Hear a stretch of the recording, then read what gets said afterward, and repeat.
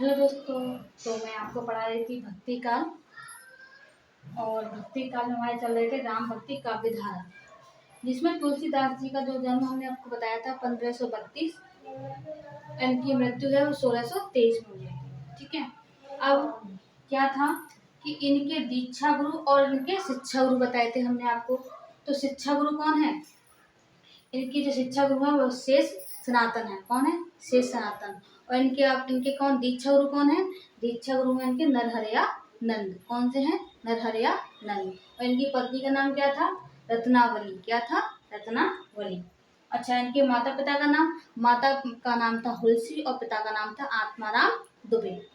और हमने बात की थी कि तुलसीदास की 5 आपकी 12 रचनाएं होती हैं। तो कितनी होती हैं? तुलसीदास की जो रचनाएं हैं, रचनाएं कितनी हैं? 12। कितनी है? 12। और 12 रचनाओं के बारे में हमने पढ़ा था। तो आज कहीं ना कहीं थोड़ा बहुत ट्रिक बनाएंगे रचनाओं के बारे में। और रचना के बारे में हमने थोड़ा बहुत से पढ़ ही लिया था, लेकिन थोड़ा सा और ब्रॉड है, जो क्वेश्चन आ जाते हैं टीजीटी पीजीटी में, वो भी हम आगे पढ़ते हैं। तो 12 रचना कौन कौन सी हैं? तो आज हम रचनाओं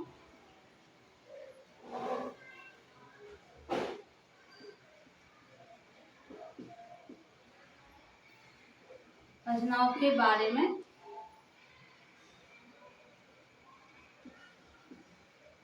रचनाएं। ठीक है। तो अब रचना पहली कौन सी रचना थी इनकी?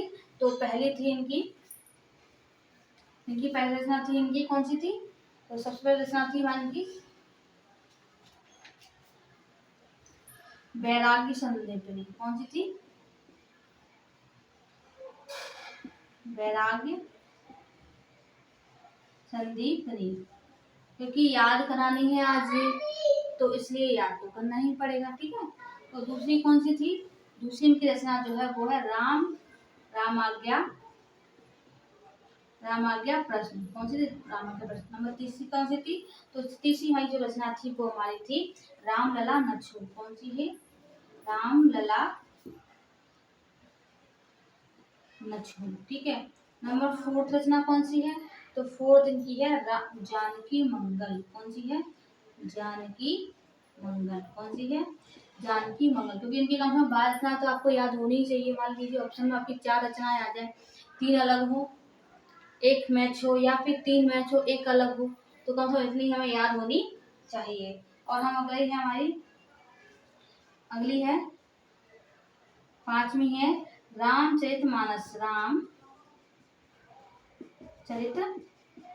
कौन सी है? रामचरितमानस। और 6वीं की बात करेंगे तो 6वीं कौन सी है? 6वीं है इनकी पार्वती मंगल। अच्छा, हम 7वीं रचना की बात करें, 7वीं कौन सी है? 7वीं हमारी कृष्ण गीतावली। कौन सी है? कृष्ण गीतावली। और 8वीं रचना कौन सी है इनकी? तो 8वीं रचना जो है इनकी गीतावली। ठीक। और 9वीं कौन सी है? तो 9वीं रचना की बात करेंगे तो 9वीं रचना है इनकी विनय पत्रिका। कौन सी है? विनय पत्रिका। अगर 10वीं रचना की बात करेंगे, इनकी 10वीं रचना कौन सी है? 10वीं है इनकी दोहाबली। कौन सी है?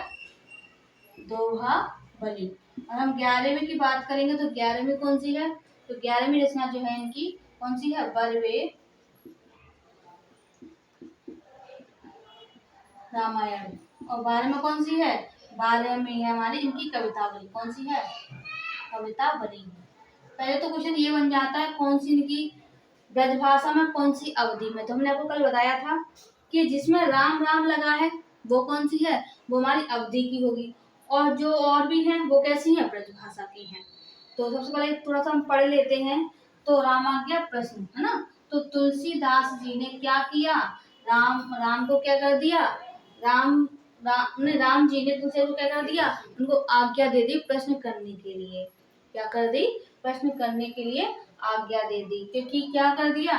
तब उस टाइम क्या थे? राम कैसे थे? लला थे। राम कैसे थे? छोटे बच्चे के जैसे थे। कैसे थे? छोटे बच्चे के जैसे थे। तुलसीदास जी को क्या कर दिया? उनको अनुमति दे दी कि आप प्रश्न कर लीजिए। ठीक। अगला है जानकी मंगल और पार्वती मंगल। तो जानकी कौन? राम जी की वाइफ है ना, सीता जी। तो जानकी उनको बोलते तो जानकी मंगल हो जाएगा। यहाँ पर हमारा पार्वती मंगल है। फिर यहाँ पर रामचरितमानस है तो सबको याद ही है, तो सबको याद ही है। अब आती कृष्ण गीतावली और गीतावली। तो यहाँ पर कृष्ण गीतावली, क्योंकि राम, अब क्वेश्चन सबसे तो क्वेश्चन यहीं से बनता है, क्यों? क्योंकि सबको पता है कि जो तुलसीदास जी हैं उन्होंने राम के बारे में लिखा है, लेकिन जैसे ही अगर बात आती है कि कृष्ण गीतावली, तो हर कोई व्यक्ति ये कहता है नहीं ये तो राम की, तुलसीदास की नहीं हो सकती है। तो क्वेश्चन यही हमारा बन जाता है कि कृष्ण गीतावली किसकी रचना है? तुलसीदास की। तो कृष्ण गीतावली भी तुलसीदास की रचना है।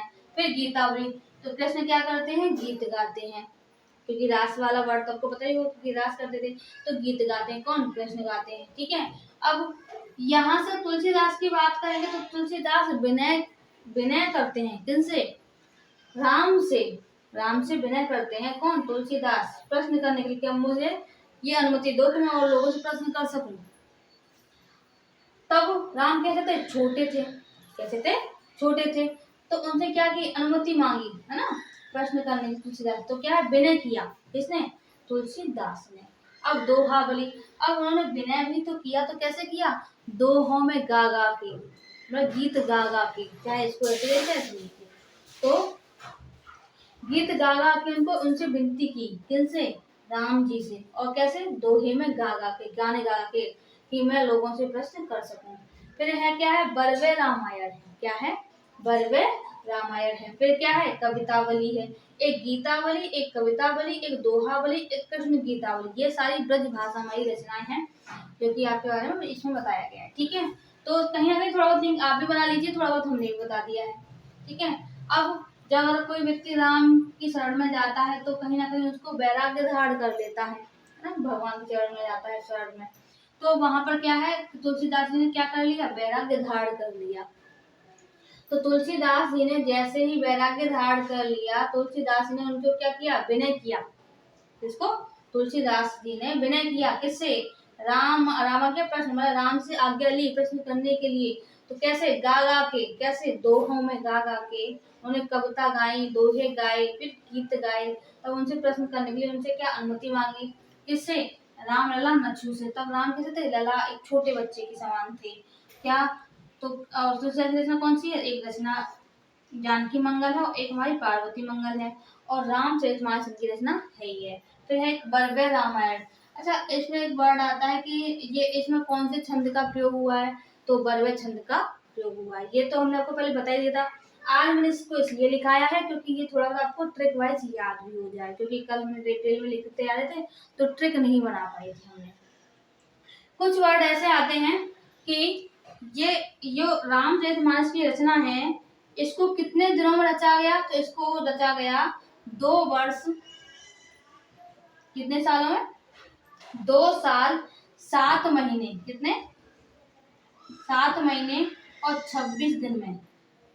अगर क्वेश्चन ये बन जाता है कि रामचरितमानस को 2 वर्ष 7 महीने 26 दिन इसको लिखने में लगे टाइम। ठीक है ना।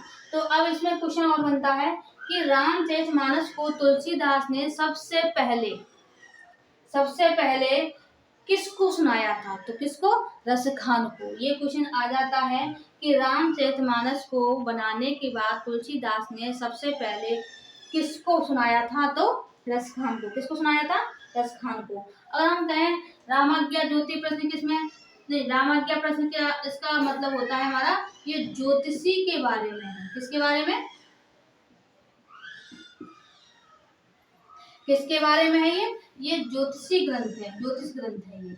यहाँ पे इसमें एस्ट्रोलॉजी के बारे में बताया जाता है। किसके बारे में? एस्ट्रोलॉजी के बारे में। अच्छा, कृष्ण गीतावली की बात कहें, ठीक है, तो कृष्ण गीतावली में कृष्ण के संबंधी बात है, तो हर कोई बता देगा। कृष्ण गीतावली में कृष्ण को लेकर ही संबंध को कृष्ण के बारे में ही लेकर रचाया गया है। अगली बात करें पार्वती मंगल में, और पार्वती मंगल की बात करें तो इसमें शिव शंकर जी और पार्वती के विवाह के बारे में बताया गया। किसके बारे में?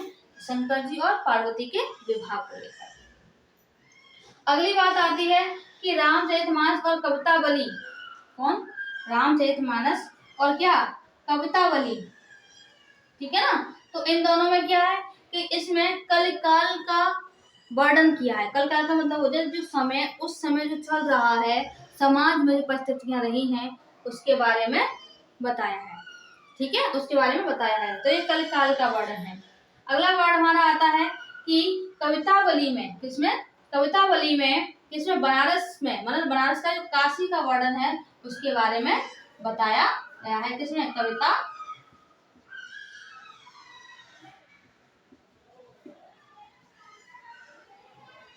कवितावली के बारे में बताया गया है। तो इतनी बात आपको बता दी। तो रामायण के प्रश्न में क्या है कि ये ज्योतिषी ग्रंथ है। रामचरित में क्या है कि ये 2 वर्ष 7 महीने 6 दिन में लिखा गया है। ठीक, और पार्वती मंगल है, इसमें शिव शंकर जी पार्वती विवाह के बारे में बोला गया है। ठीक है, ये सारी बातें इसमें बताई गई हैं। तो चलिए अब हम कहते हैं कि रामचरितमानस में कितने कांडों की बात कही गई है। तो रामचरितमानस में 7 कांडों की बात कही गई। कितने कांड हैं इसमें, 7 कांड है। और क्वेश्चन आ जाता है इसको सीक्वेंस वाइज, इसको कैसे सीक्वेंस वाइज लगाया जाए। तो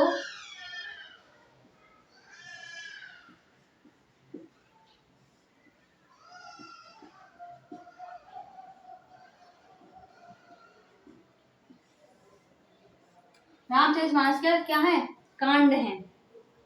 तो कांड कितने हैं इसके, 7। कितने हैं, 7। ये कोई भी एग्जाम छोटा मोटा रहा हो सब में पूछ लिया जाता है ये वाला।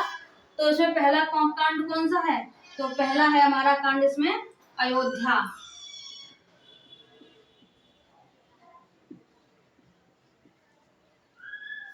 तो पहला कांड कौन सा है इसमें, अयोध्या।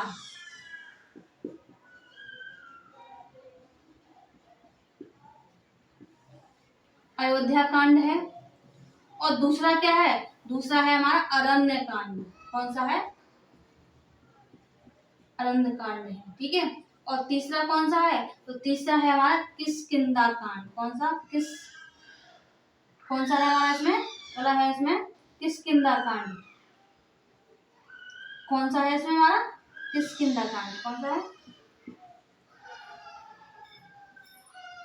कौन सा है इसमें, किष्किंधा कांड।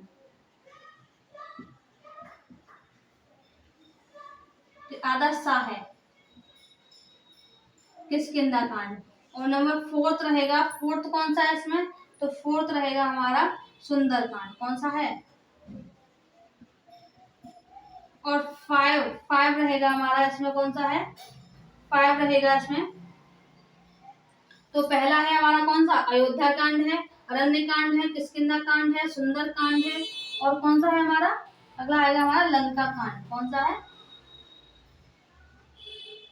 लंका कांड। कौन सा है, लंका कांड है इसमें। कौन सा, तो एक बार देख लीजिए आप लोग।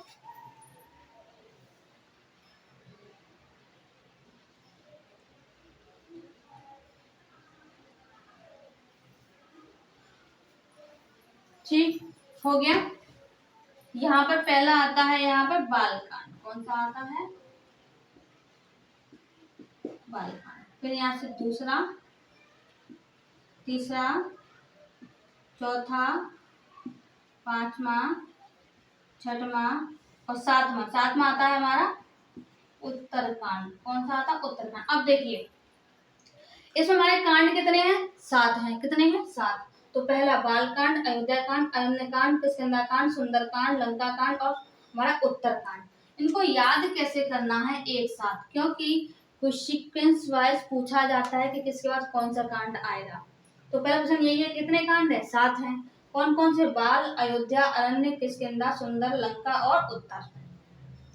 अब दिक्कत यह है याद कैसे करना है। देखिए बालक जो हैं, बालक हैं, क्या कर रहे हैं, वो अयोध्या में खेल रहे हैं। क्या कर रहे हैं, बालक अयोध्या में क्या कर रहे हैं, खेल रहे हैं। अरण्य, अच्छा अरण्य का मतलब क्या होता है, अरण्य का मतलब होता है, अगर बात कही जाए एक वन, है ना, वन का मतलब होता है एक जंगल ना।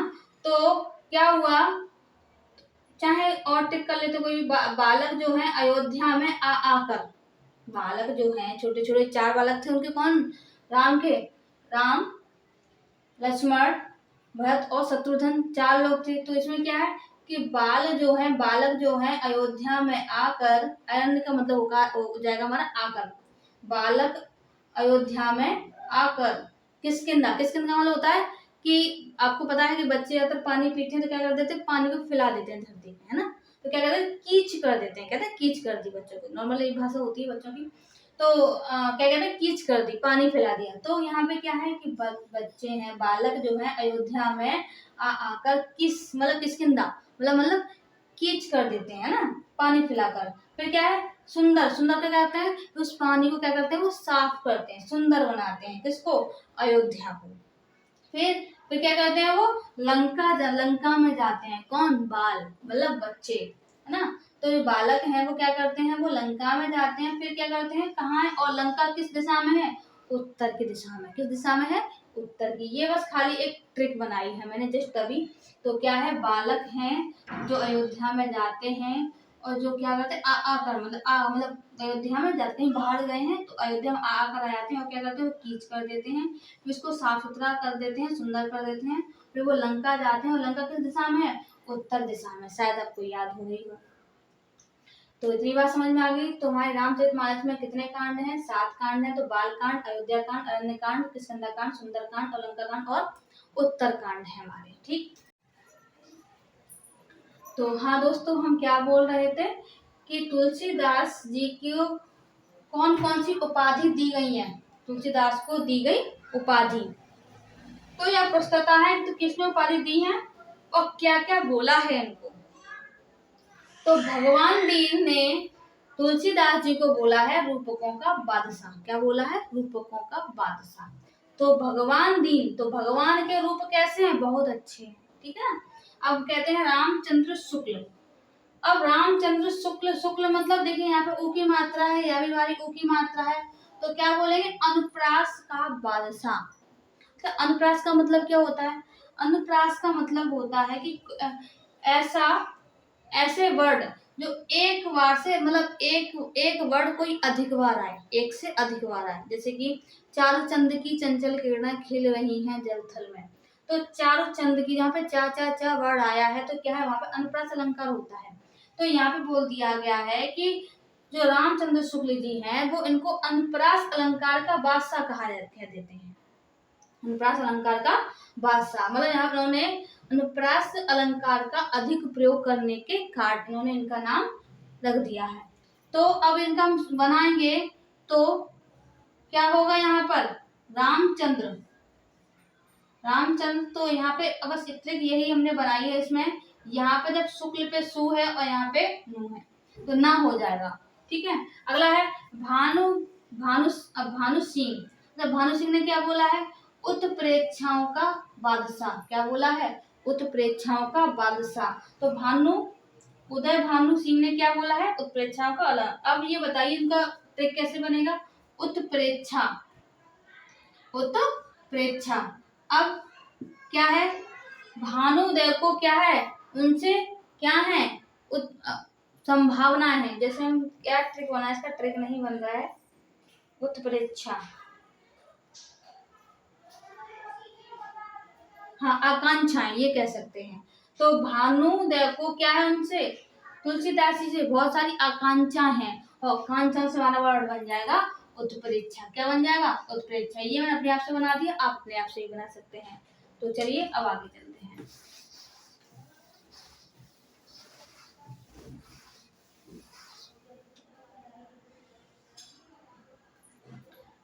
अब इसके बाद से अब हम चलते हैं यहाँ पर कि अब हमारे इसमें से आएंगे केशव।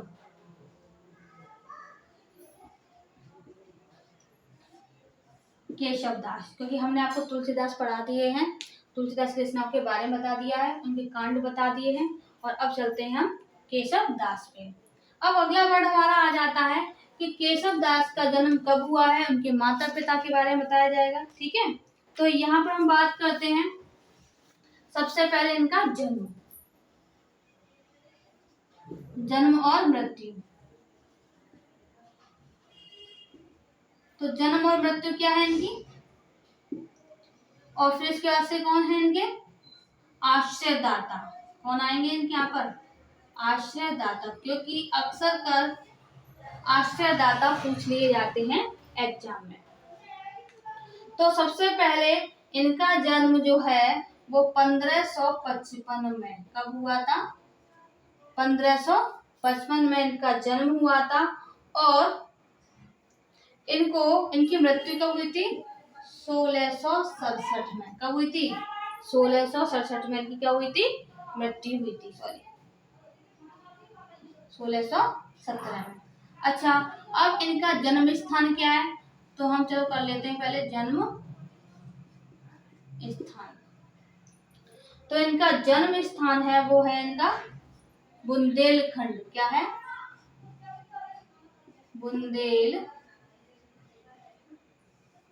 बुंदेलखंड इनका जन्म स्थान है। अब कहें इनके आश्रयदाता। ठीक है, तो इनके आश्रयदाता कौन रहेंगे? तो इनके आश्रयदाता जो हैं इनके, वो हैं इनके इंद्रजीत के बड़े भाई। कौन है? इंद्रजीत के बड़े भाई, सॉरी,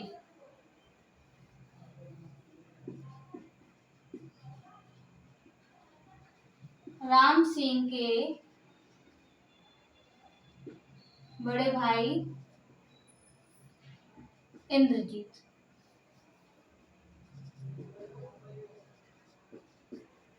तो आश्रयदाता कौन है इनके?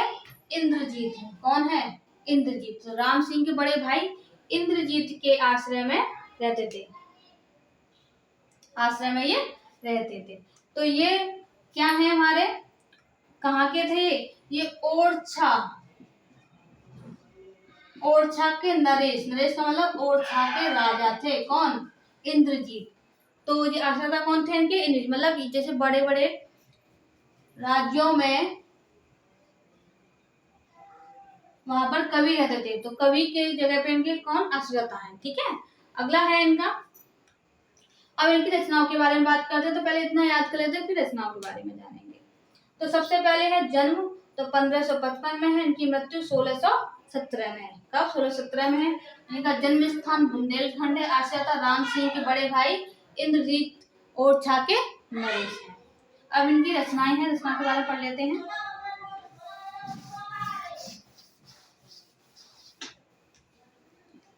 इनकी रचनाएं, तो इनकी पहली जो रचनाएं हैं वो कौन सी है? क्योंकि इनकी रचना पूछ ली जाती हैं एग्जाम में बाकायदा। तो पहला अगर हम बात कहें तो इनकी रचना है, पहली रचना कौन सी हो जाएगी? कोई बुक का नाम है? तो यहाँ पे हो जाएगी पहली रचना। ठीक, और दूसरा हो जाएगा यहाँ पे हमारा हो जाएगा वर्ष। क्या हो जाएगा? वर्ष हो जाएगा। और तीसरा हमारा यहाँ पर हो जाएगा क्या? अध्याय। अध्याय हो जाएगा हमारा। और अगला है हमारा प्रकार। क्या है हमारा? प्रकार है। और नंबर 5 क्या है हमारा? विशेषता। तो मतलब प्रत्येक रचना के बारे में हम जानेंगे। क्वेश्चन इससे आ जाते हैं हर एक एग्जाम में। तो सबसे पहले हम क्या है, पहले हमारी इनकी रचना है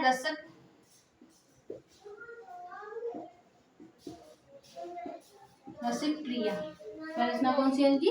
रसिक प्रिया है। इसका जो समय है वो है इनका 1591। कितनी है? 1591। इसमें 16 प्रभाव हैं। प्रभाव का मतलब होता है, जैसे मान लो कोई भी कहानी है, जैसे हम कहते हैं रामचरितमानस ही मान लीजिए, तो हमारे कितने 7 कांड हैं। ऐसे ही इसको 16 प्रभाव में बांटा गया है। किसको? रसिक प्रिया को। जिसका समय कितना है? 1591 है। इनमें अध्याय कितने हैं? 16 प्रभाव हैं। इनमें कितने? 16 प्रभाव हैं। और ये क्या है? एक रीति ग्रंथ है। अब कहोगे आप लोग कि ये तो रीति काल की कवि है, लेकिन ये मुख्यतः भक्ति काल में माने जाते हैं। ये कह सकते हैं कि ये भक्ति काल और रीति काल के बीच की कड़ी माने जाते हैं। कौन? केशवदास। ठीक, तो अगर हम कोई कभी कभी कुछ हमारा ये भी है, कई कई विद्वान माना है कि रीति काल के प्रवर्तक माने जाते हैं। कौन? केशवदास। तो विशेषता क्या है इसमें? श्रृंगार रस की या श्रृंगार रस का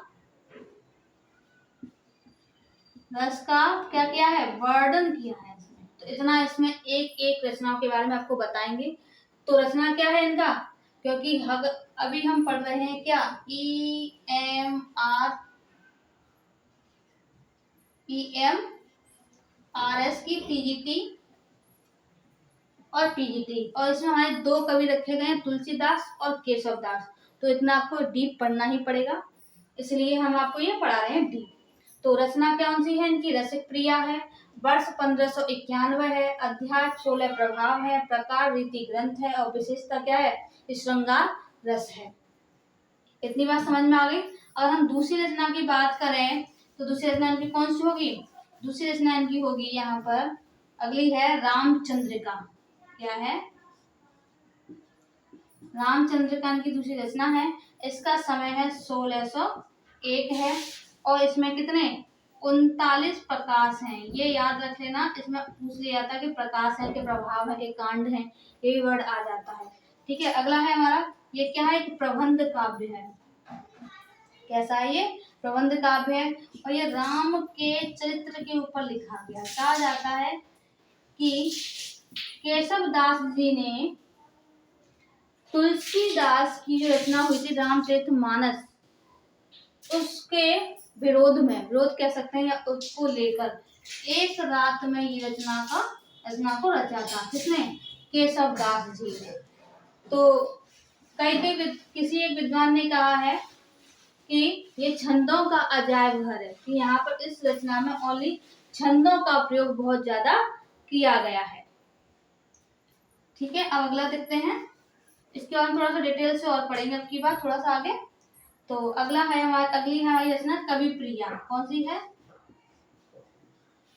कवि प्रिया है, और कल इन रचनाओं में थोड़ा ट्रिक भी जान लेंगे। ठीक है, तो कवि प्रिया रचना है इनकी, और समय कितना है, 1601 है, और इसमें अध्याय कितने हैं, इसमें अध्याय हमारे 16 प्रकाश हैं। क्या है, उसमें छंद 16 प्रकाश हैं, और ये क्या है, एक रीति ग्रंथ है। कैसा है, रीति ग्रंथ है ये। इसमें विशेषता क्या है, इसमें है हमारा अलंकार पूछे गए हैं, ये आ जाता है, इनकी विशेषता जरूर आ जाती है। अलंकार का वर्णन, अलंकारों का वर्णन है, क्योंकि इसमें पूछ लिया जाता है कि इसकी विशेषता क्या है। एक तो ये क्वेश्चन यहाँ से बन जाता है, आ जाता है एग्जाम में। दूसरी बात, इसमें ये प्रकाश पूछ लिया जाता है, ठीक, या फिर ये प्रबंध काव्य है, क्या है ये। तो यहाँ मेन चीज है ये, इसको याद कर लीजिए कि ये जो कवि प्रिया जो रचना है उसमें क्या विशेषता है। ठीक है, तो क्या है, अलंकारों का वर्णन है। क्या, कवि प्रिया में अलंकारों का वर्णन किया गया है, और 1601 में है ये। और हम अगली रचना की बात करें यहाँ पर, तो अगली है इनकी रतन बावनी।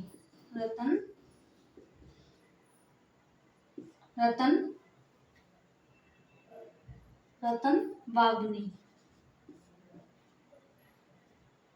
ठीक, इसका जो समय है हमारा वो है 1607।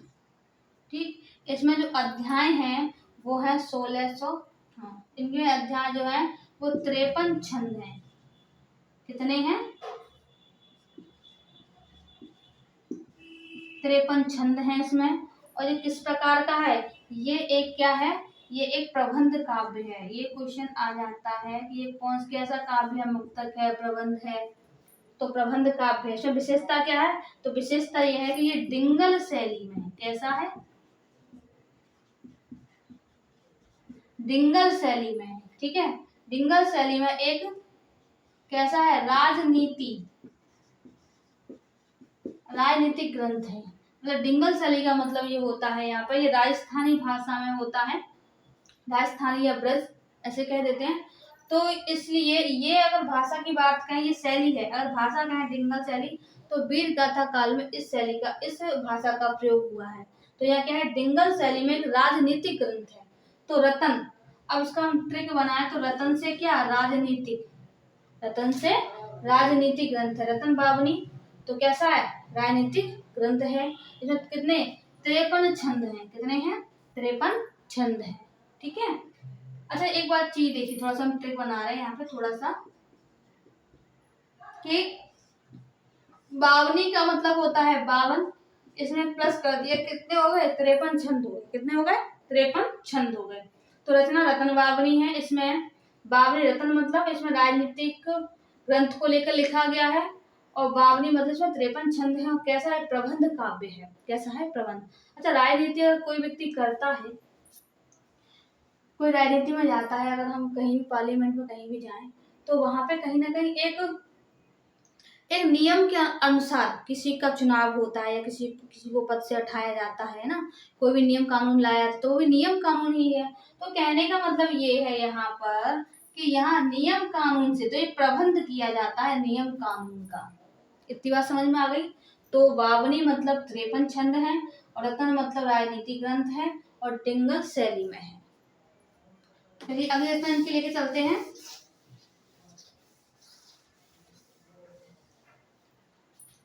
इनकी अगली रचना है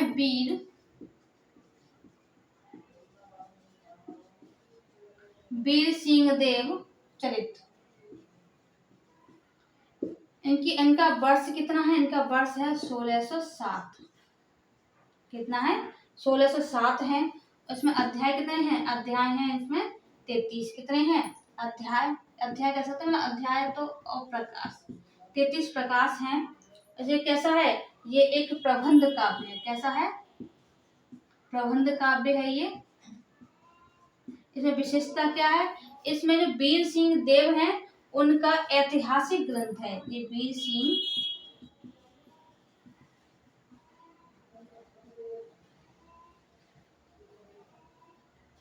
वीर सिंह देव के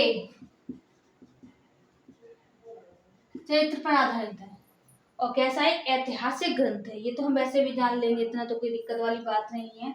अब 33 प्रकाश हैं। कितने हैं 33 प्रकाश हैं। ठीक। और सब कैसा है ये प्रबंध काव्य है। ये क्वेश्चन यहाँ से बन सकता है, कैसा काव्य है ये प्रबंध काव्य है। अगला आते हैं हम,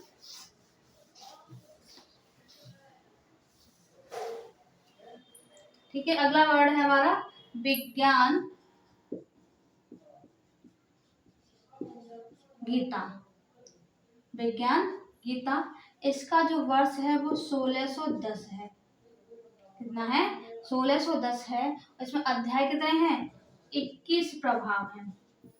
क्या है इसमें 21 प्रभाव हैं। और ये कैसा है, ये एक प्रबंध काव्य। अक्सर कर इनके सारे प्रबंध काव्य ही रहे हैं। और विशेषता इनकी क्या है कि यहाँ पर प्रबोध चंद्रोदय, प्रबोध चंद्रोदय इनका एक प्रबोध चंद्रोदय क्या है ये का अनुवाद है। प्रबोध चंद्रोदय एक किसी और की रचना है, इन्होंने उसका क्या कर दिया अनुवाद कर दिया है। तो अनुवाद करने पर इसको क्या कह दिया विज्ञान गीता। अनुवाद है ये। ठीक है। तो प्रबोध चंद्रोदय क्या है, इसका ये अनुवाद है क्या विज्ञान गीता। ठीक है। तो विज्ञान क्या हो गया उदय हो गया, चंद्रोदय। जो विज्ञान होने से, विज्ञान नहीं चंद्रोदय होने से क्या हो गया विज्ञान का आविष्कार हुआ। किसका विज्ञान का। या फिर हम कह सकते हैं कि विज्ञान की वजह से चंद्रोदय हो गया, चंद्र का उदय हो गया विज्ञान की वजह से। ठीक है। और ये कैसा है प्रबंध काव्य अक्सर मानते हैं। अब विज्ञान 21 प्रभाव, मतलब इसमें क्या है 21 प्रभाव है। कैसे हैं 21। तो एक वर्ड बनता है कि भाई वो विज्ञान में, वो ज्ञान में, जो दो व्यक्ति खड़े हैं तो एक पता है अरे ये तो उस व्यक्ति से 21 ही है, ज्ञान में बढ़कर है। तो यहाँ हम ऐसे भी मान सकते हैं। तो ज्ञान कैसा 21 है उस व्यक्ति का, है ना। तो ये भी हमारा वर्ड हो जाएगा। तो इतनी बात यार समझ में आ गई। अगली बात आते हैं,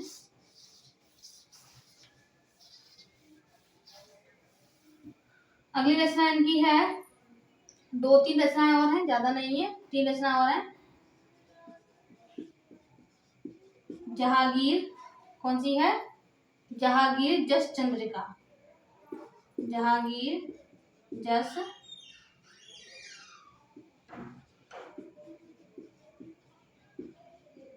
चंद्रिका है।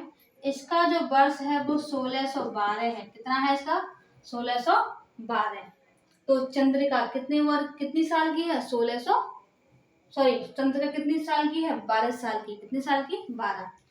12 से 16 के बीच है, तो 1612 1612। ठीक, इसमें जो अध्याय हैं वो कितने हैं, इसमें अध्याय नहीं दे रखे हैं। और ये कैसा है, एक प्रबंध काव्य है। कैसा है ये, प्रबंध। अक्सर तो इनके क्या है, प्रबंध काव्य ही है सारे। और विशेषता क्या है, विशेषता है कि यहाँ पर जहांगीर के दरबार का वर्णन है। किसके, ये तो वैसे भी हम जान जाएंगे, लिखने की जरूरत ही नहीं है। जहांगीर के दरबार का वर्णन है, जहांगीर के दरबार का वर्णन किया गया है। तो जहांगीर जस चंद्रिका, इतना तो याद है। ये प्रबंध काव्य क्या है, 1612। चंद्रिका है, जहांगीर है, चाहे कह सकते हैं जहांगीर कितने साल का है, 1612 का है। 1612 या 12 का है।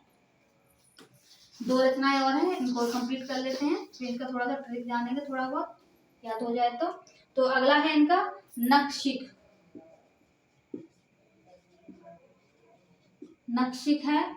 और वर्ष क्या है इनका, वर्ष इसमें नहीं दे रखा है, और अध्याय इसमें भी नहीं दे रखे हैं। और ये क्या है, कि रीति ग्रंथ है।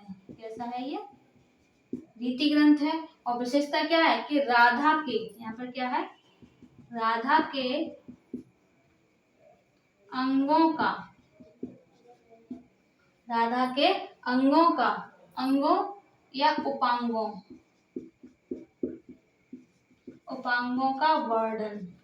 ठीक, तो यहाँ पे बात क्या करते हैं कि नखशिख का मतलब पहले तो क्या होता है, नखशिख का पैर के नाखून से लेकर सिर तक का वर्णन करना किनका, राधा का किया है। किसने, केशव दास जी ने। तो नखशिख। ठीक है, अगली इनकी एक लास्ट रचना और रह गई है, वो और देख लेते हैं। तो अगली रचना है इनकी छंदमाल। कौन सी है, छंदमाल है। इसका वर्ष है नहीं है, अध्याय भी नहीं है, और प्रकार इनका क्या है, रीति ग्रंथ है। कैसा है ये, रीति ग्रंथ है। और विशेषता क्या है, कि छंदों का वर्णन, जिसमें कोई दिक्कत वाली बात नहीं है। जो ऊपर की जो रचनाएं हैं काफी, उसमें से क्वेश्चन पूछ लिए जाते हैं, इसमें से ज्यादा कम क्वेश्चन आते हैं। तो क्या है, छंदमाला, छंदों का वर्णन है। क्या क्या है, रीति ग्रंथ है। क्या है ये, रीति ग्रंथ है।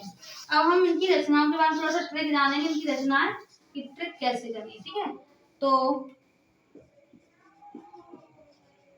रचना, तो पहली रचना कौन सी है, तो पहली इनकी थी हमारी रसिक प्रिया। दूसरी कौन सी थी, दूसरी थी इनकी रामचंद्रिका, रामचंद्रिका। ठीक, और तीसरी कौन सी है, तीसरी है इनकी कवि प्रिया। फोर्थ है रतन बावनी। नंबर 5 कौन सी है, 5 है वीर सिंह देवचरित। कौन सी है, 5वीं है आपकी वीर सिंह देवचरित। नंबर 6 है विज्ञान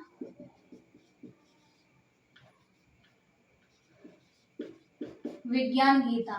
और नंबर 7वीं कौन सी है, तो 7वीं इनकी जहांगीर जस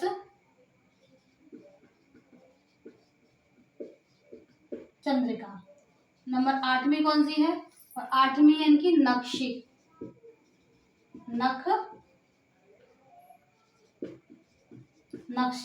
और 9वीं है छंदमाल। कौन सी है, छंदमाल। चलिए इनका थोड़ा सा ट्रिक बना लेते हैं, थोड़ा बहुत। ठीक है, तो ट्रिक इनका क्या रहेगा, तो ट्रिक रहेगा रसिक प्रिया चंद्र प्रिया।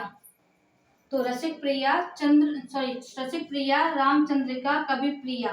तो देखिए प्रिया प्रिया नाम से निकाल लेते हैं, रसिक प्रिया और कवि प्रिया। तो कवि प्रिया, तो कवि कैसे हैं, रसिक होते हैं। रसिक मतलब रस से भरे हुए होते हैं। क्यों होते हैं, क्योंकि अगर उनको कोई कविता बनानी है कोई भी, तो वो कोई भी रस का प्रयोग कर लेते हैं। तो कवि क्या है, एक रस से भरे हुए होते हैं। ठीक, और क्या है वो, जब वो रस से भरे हुए जब कविताएं करते हैं, रचनाएं करते हैं, दोहा वगैरह लिखते हैं, तो क्या है, एक रत्न के समान, रत्न का मतलब होता है एक रत्न मतलब कोई जो कहते हैं, जैसे भी अधिक किसी हार वगैरह लगते हैं, रत्न वगैरह बोलते हैं। तो रत्न के अनुसार उसमें परोते जाते हैं, किसी भी रचना में जो रस हैं उनको परोते जाते हैं, ठीक है। तो जो कवि प्रिया हैं वो कवि जो है वो कैसे हैं, रस से भरे हुए हैं, और क्या है, वो एक रत्न के समान है, मतलब रत्न के समान अपने रसों को उन दोहों में रखते जाते हैं। और वीर सिंह, और कैसे, एक वीरता के साथ, क्योंकि उनको ज्ञान है भी एक दोहा लिखने का, तो क्या है, वीरता के साथ वो उसमें रखते जाते हैं, ठीक है। अगला है, अब है हमारे इसमें से ये 3 हमारी यहाँ से हो जाती हैं। जो कवि हैं वो रस से भरे हुए हैं, वो रत्न के समान क्या रस को रखते जाते हैं, कैसे, वीरता के साथ, तो वीर सिंह देवचरित हो जाएगा, ठीक। अगला है हमारा यहाँ पर रामचंद्र का, क्या है, तो अब रामचंद्रिका का मतलब क्या है कि राम का नक्शिक वर्णन कर दिया। वैसे तो यहाँ राधा का भी है वर्णन, आपको पता ही है, लेकिन क्या है कि राम का नक्शिक मतलब पैर के नाखून से लेकर सिर तक का वर्णन कर दिया, किसने, हमारे केशव जी ने, ठीक है।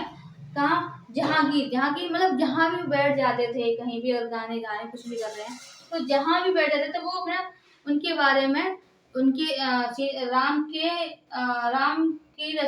के बारे में रचना करते थे। तो वो कहीं भी वो अपनी रचना करते रहते थे, कहीं भी जहाँ था, तो जहांगीर मतलब जहाँ भी कहीं जाते थे, है ना। क्या, अब क्या हो गया कि, और कैसे करते थे वो, गीत गा गा के, कैसे करते थे वो, गीत गा गा के वो रचना करते थे, विज्ञान गीता।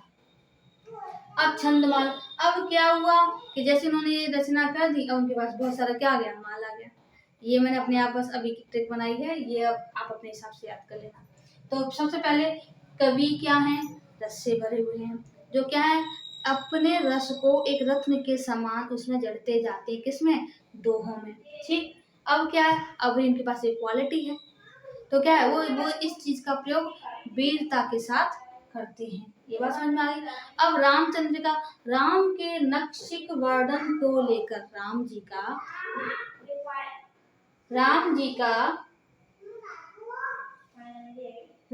का नक्शिक, है ना, राम जी का नक्शिक वर्णन किया कैसे करते थे, गीतों में गा गा के, तो विज्ञान गीता, कहाँ कि जहाँ उनका मन होता था वहां पर वो करते थे, और छंदमाल।